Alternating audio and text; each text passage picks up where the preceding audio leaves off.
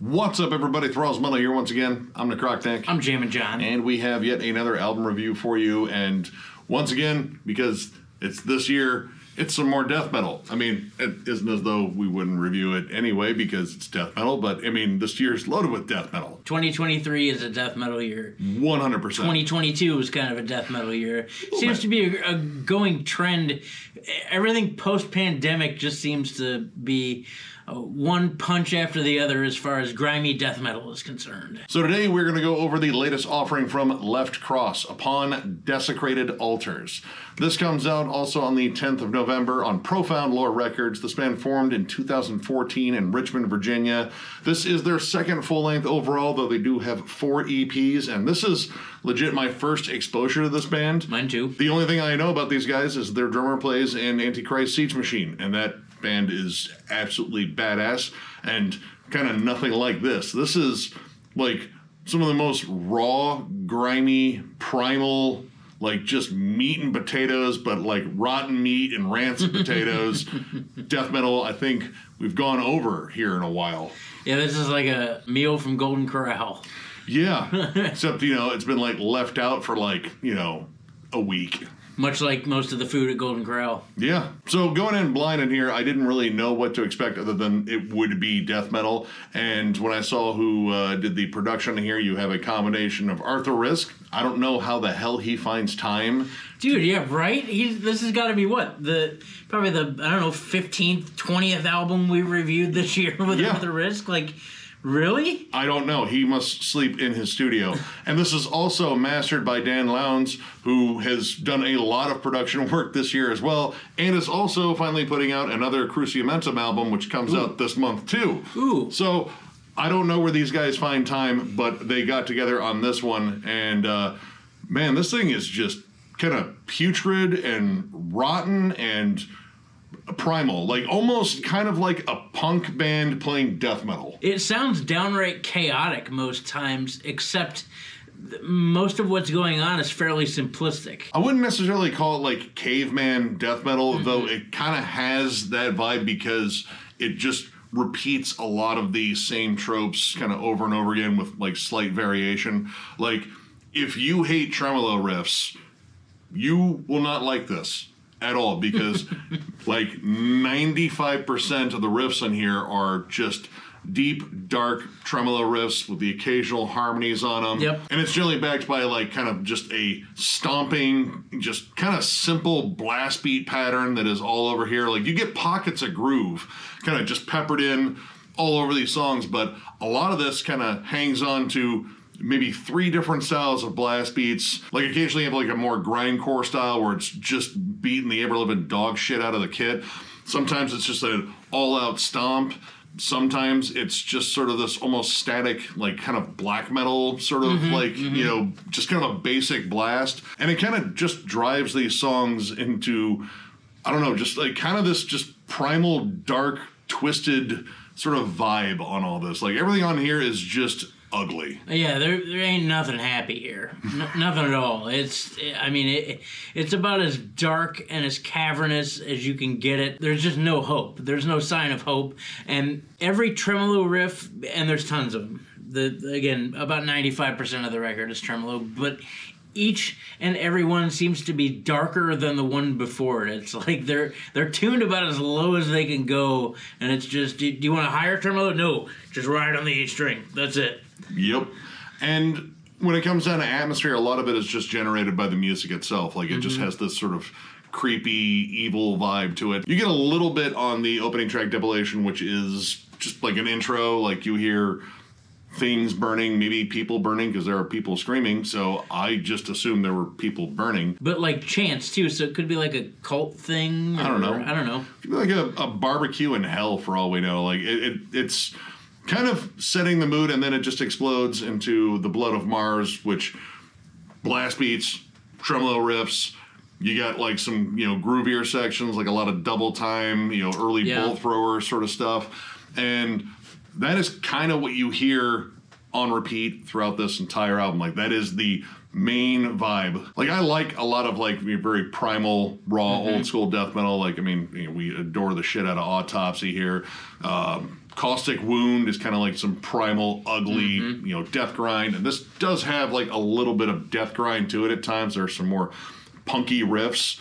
But, man, like this just kind of really drones on this, tremolo-induced mood that is just all over here. And it repeats a lot of stuff outside of that, too. Like the vocals are all kind of in the same range. It's a raspy, dry, almost kind of phlegmy. Like it sounds like he did all these vocal takes after suffering from an upper respiratory infection, and like, this is all he's got. Or like smoking Camel non-filters just nonstop throughout the entire like studio stay. Like, they were there for 2 or 3 days, and he was like, "All right, I got a carton. We're gonna crush this by the time the album's over, and we're gonna fucking crank the reverb." And like it sounds just rotten. It is kind of just like very throaty and gross, and that totally fits with this. Now, while it does drone on these tremolos, there are some cool harmonies that pop up. Deity of Molten Iron, I like some of these song titles. They're pretty damn good. Yep. The title track and Unexorable March have some really cool, like just light tremolo harmonies. I don't think there's a single lead on here, so they just kind of fill that space with like just tremolo harmonies just to make sure it sounds evil. Although Unbinding the Covenant has some harmonized tapping. I think that's about as close as you may get to a lead. And that song has like a little bit of additional atmosphere to it. It opens up with a drum and bass, just kind of like groove in the start. Kind of similar to like Napalm Death Scum, like the song. Yeah. You get a little bit of feedback. And, well, this kind of leads into like a thing with the album. Like it teases stuff that's going to be a little bit different. And then it inevitably corrects course and, gets back on, the road that they say, and they're laying on. And that's kind of an issue on here. Yeah, with the exception of a chuggy breakdown on both Burning Raids and Unhallowed Oaths, which are 2 really gross moments, by the way. With the exception of those, a lot of times there's a build-up to what could be a breakdown. Like they isolate a riff and slow it down. You're like, all right, here it comes. And then back to blasting tremolos. And I'm kind of like, Like, you had a chance to kind of break the monotony because a lot of this is very monotonous. It is. And, I mean, there's, like, slight variation, but often it's not enough. Like, I would say Burning Raids and the title track, and even in Unhallowed Oaths and Inexorable March, I feel like we're bringing up the same tracks a lot. But they were standouts because there are a little bit more in the way of dynamics. Like, the dynamics, I'm not saying, like, they get, like, technical or proggy or anything like that. Like, that is not what this album is about. But you do get some moments of, like, D beats, breakdowns, more groovy sections, and occasionally a non-tremolo riff. And in Unbinding the Covenant, again, where it has that isolated drum and bass thing, there's also a little bit of a breakup and a transition where it's like a snare march, but it's only for like one measure. He does like da-da-da-da-da-da-da-da-da-da, and then back to... In Unhallowed Oaths, there's also like a hitch in the tremolo, like... There's a part where he just like, and then goes right back into it, so you get like this little hiccup. You get this little smidge of an off-time groove, and then a couple of like staccato transitions.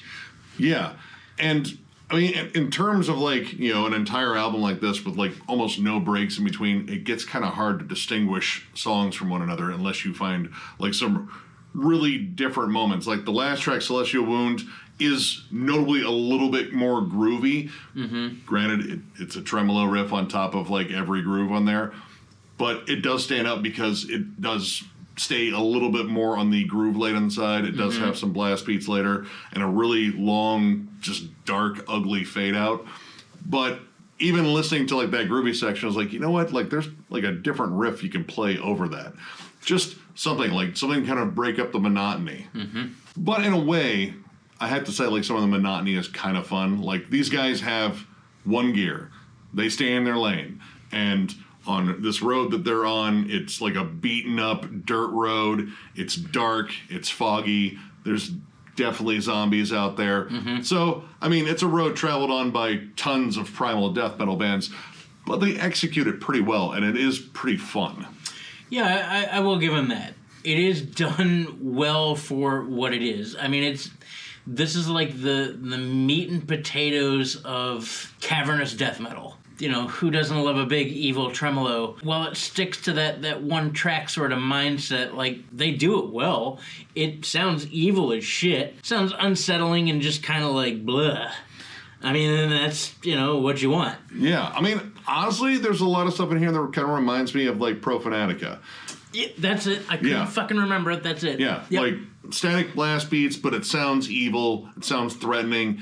The only thing they're missing is the fact that Profanatica likes to break it up with, like, droning, like, really heavy breakdowns that, again, like, the riffs will change ever so slightly. Another one I could actually compare it to is Pissgrave, but with, like, better riffs, better vocals, better artwork. Way better artwork. Way better artwork. The cover art for this is fucking sick. I love it. And it's not just like a picture of the most horrific thing ever. Thank you, Pissgrave. But as for negatives, I feel like we've kind of already alluded to what they are, like the monotonous, repetitive nature. And like, it's weird though, because it works as like a steady flow, like a steady barrage. So I can't necessarily say there are like big filler tracks, because the filler tracks sound a lot like the tracks that I think stand out. They just don't have as much going on in them. Yeah. Like a Pyramid of Conquered Skulls, which I figure if you have a pyramid of skulls, I'd say they're all pretty much conquered at that point, right? Like, I don't think a Pyramid of Unconquered Skulls looks any different. That's probably true. Yeah. But, it kind of does the thing where it alludes to doing something different, like a little bit groovier, a little bit more sinister. The riff might be slightly different, and then it inevitably kind of corrects course. And there's just too much of that course correcting on here, especially when they do some of the other stuff really well. Like, I want to hear more of, some of the more doomy riffs that show up on here. Or even some of, like, the grindier moments where it's just a little bit, less controlled, maybe a little bit closer to Antichrist Siege Machine. But, I mean, overall, actually, it's still kind of an enjoyable listen for as primal and as ugly as it is. I think it kind of overboogas a little bit, but overall, I'm still going to give it a 3. I think it's a good album overall. It's gross. It has a singular purpose to just destroy you with tremolo riffs and blast beats and play as heavy and as fast as they can. And if anything, I would say this drum performance on here is exhausting because, again, it's blasting nonstop. There's nothing triggered about it's very raw. And he is beating the ever-loving piss out of those drums. Yeah, it's just sort of a gross, primal listen. If you want your death metal kind of distilled down to the most raw elements and you want it to be extreme and fast, like, this is definitely the band. I would say it's even kind of comparable to, war metal in a way where it is just that primal energy and it's just nonstop. And while I do find it kind of monotonous, it is just kind of low-key fun. Like, I would love to see this band live. Agreed. I mean, I'm just going to be headbanging nonstop, I have a feeling. Like, it's just gross fun. So, yeah, if you like Profanatica, Autopsy, maybe Incantation with less dynamics, I would say.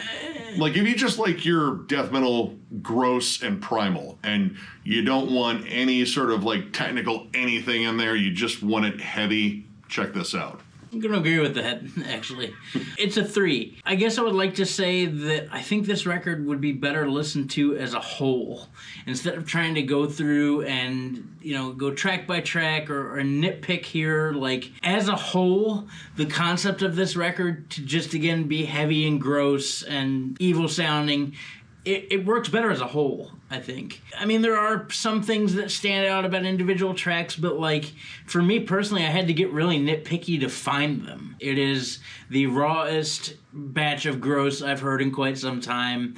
Very straightforward. Like I said, the drummer is smacking the piss out of the drums. Everybody's picking hand, I'm sure, hurts. Oh. The vocals are, if anything, kind of, like, I don't want to say campy, but, like, they're kind of just, like, over-exemplified, kind of like exhumed, where it's just a little bit over the top, So, it's definitely a good time. Profanatica is such a good choice. I'm so pissed off I couldn't remember that earlier. But, yeah, Profanatica, and I would even say Incantation, more so for the darker tremolos and things that could allude to doom. It needed maybe a little bit less monotony, and I could have used some more chuggy riffs, but maybe that's me being too picky. I don't know. Still 3, still a good listen. I would definitely check it out. So, if you enjoyed this review, give it a thumbs up, and if you are new to the channel, subscribe, because we do stuff like this all the time. We are also on Patreon. If you'd like to help us out there, there's a link down below, thrallsmetal.com. Our Patreon link is there. It is also on our channel, and thrallsmetal.com is where you go to find, like, Thralls Metal stuff. So, shirts, we have new ones, we have old ones that are discounted, we have hats now, too, so if you're looking for any of that stuff, that is where to find it. And as always, you know we got a ton of stuff going on here at Thralls of Metal. There is never a dull moment in the Thralls of Metal camp. Always something going on. We got the Judas Priest ranking filmed. You should see that coming up here in a couple days. I know this guy's got collection updates because he's got collection updates. If you've watched this channel at all, you know that this guy has more collection updates than most record stores. So, got some segments coming back. What's John Jammin is going to make a return. The next ranking up will be the Black Dahlia murder, which we're all super stoked for.